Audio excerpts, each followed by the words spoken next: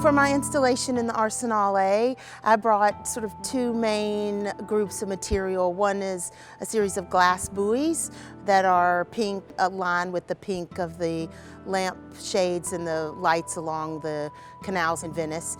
And then the other component is a very large concrete precast that came from a construction company, and it's in multiple components. One set of the components forms this tulip shape, and the others are benches along the water's edge.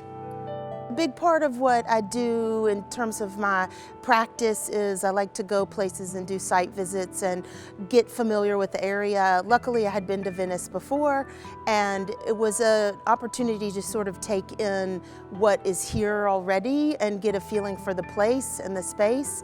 And so I like to make work that somehow ties some of my favorite parts of a place together visually in a sculpture. With this, I was thinking a lot about the architecture here, the arches in so many of the buildings, and especially adjacent to the Arsenale and some of the buildings here.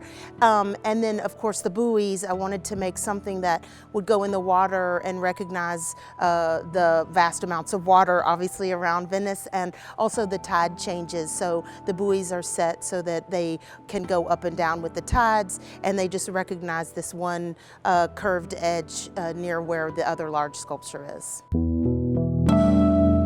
The two things that really captivated me about Venice and the Arsenale is obviously the vast amounts of water and the way that that allows light to come into the city and vice versa. It really creates a different feeling because light is being reflected off of all these water surfaces, and I wanted to choose a spot that was close to the water so that the sculpture could also benefit and live in that sort of light that was being reflected.